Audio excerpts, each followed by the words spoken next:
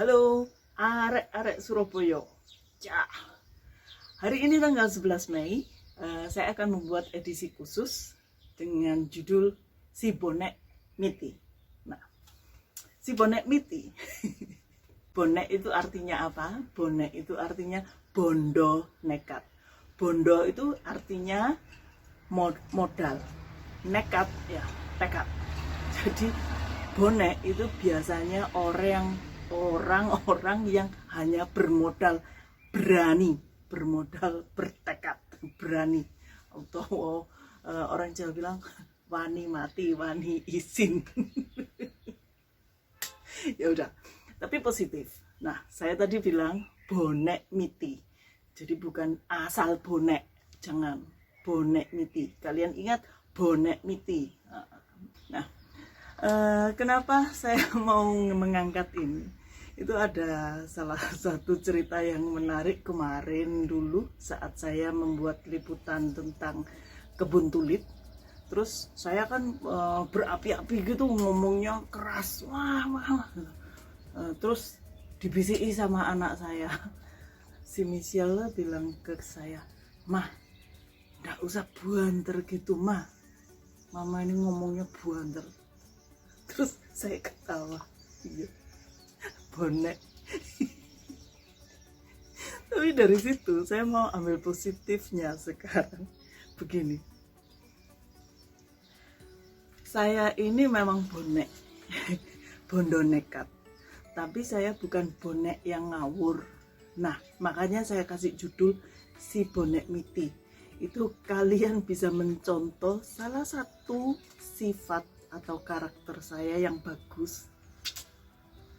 Agak sombong. Enggak boleh sombong. Enggak boleh sombong. Tapi begini, bonek itu ada bagusnya, ada positifnya. Satu contoh, kalau kita tidak mencoba melakukannya, kita tidak akan tahu hasilnya. Nah, saya ini bonek karena mikirnya begini, dipikir dulu itu positif atau tidak, merugikan kita atau tidak, merugikan orang lain atau tidak, membawa perbaikan atau tidak, membawa hal yang positif atau tidak, dipikir. Tapi kalau itu dalam jangka waktu yang bisa kita mikir. Kalau bonek pada saat kita harus mikir dengan cepat, ya atau enggak, nah itu butuh bonek.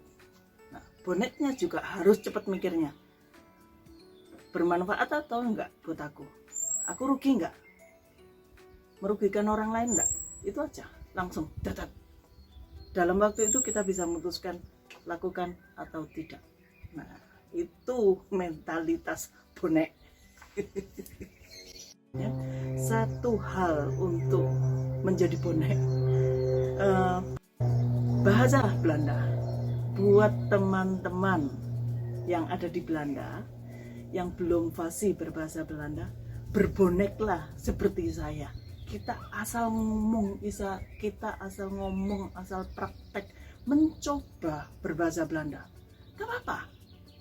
Kalaupun salah, mungkin ada orang yang membetulkan, mengkoreksi. Tapi kalaupun tidak, ya gak apa-apa, kita sudah mencoba. Kalau kita sering mencoba berbahasa Belanda, dan akan lebih fasih, dan kita lebih berkomunikasi dengan orang-orang Belanda di sini gitu, atau orang-orang yang bukan Belanda tapi yang juga berbahasa Belanda. Nanti aktivitas kita, sosialisasi kita akan lebih berkembang, sosialita kita akan lebih berkembang.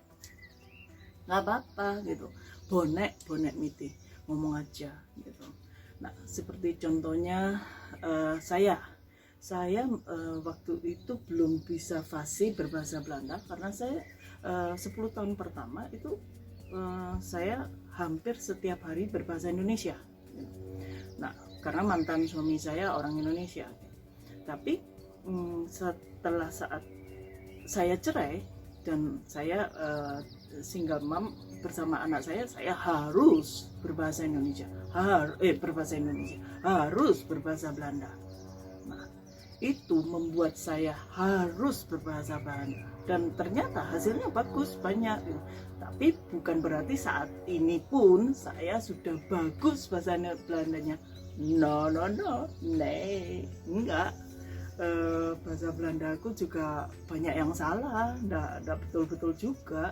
Uitspraaknya, pelafalannya juga enggak betul-betul juga gitu. Teman-teman Indonesia yang tinggal di Belanda, tidak usah takut atau tidak usah malu, tidak usah takut salah, malu kalau salah, tapi ngerocos saja, ngomong saja bahasa Belanda. Salah nggak salah ya udah, sama aja kayak uitspraaknya itu. Jadi pelafalannya kalau nggak betul ya maklum, kita kan bukan orang Belanda asli gitu, orang pendatang ya istilahnya, pasti mereka bisa memaklumi.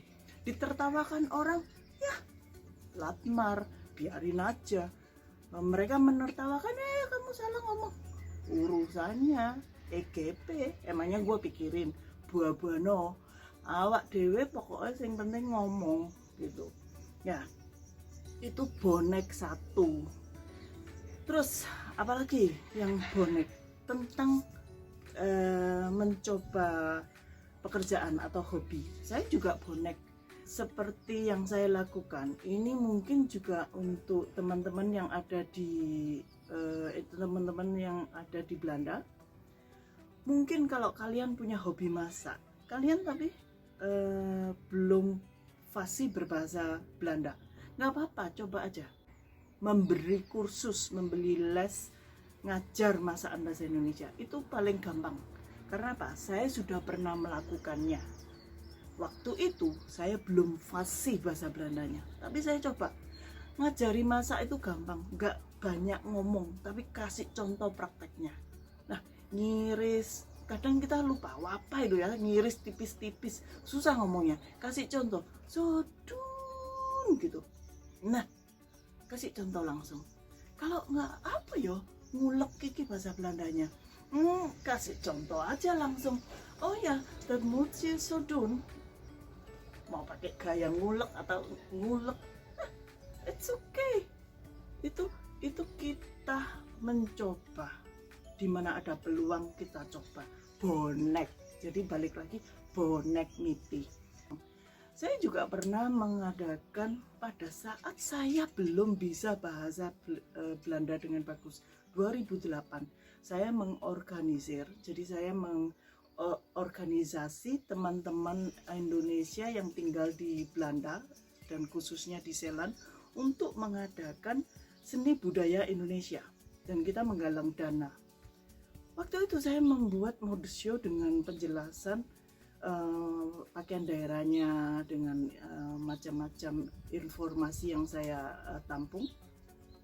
Bahasa Belanda saya masih minim, tapi saya coba, saya berani, dan hasilnya bagus. Nah, itu dari bonek. Contoh bonek miti.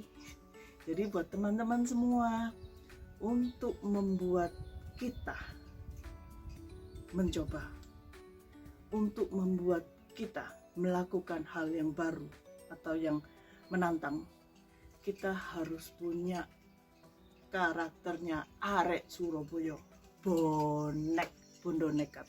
Ingat, bondo nekat asal tidak merugikan kita, bondo nekat asal tidak merugikan orang lain, bondo nekat asal itu bermanfaat dan membuat perbaikan, lakukan. Salah nggak apa-apa, keliru nggak apa-apa, nggak berhasil nggak apa-apa, kita sudah mencoba, asal tidak merugikan Anda dan orang lain. Salam bonek, arek-arek Surabaya.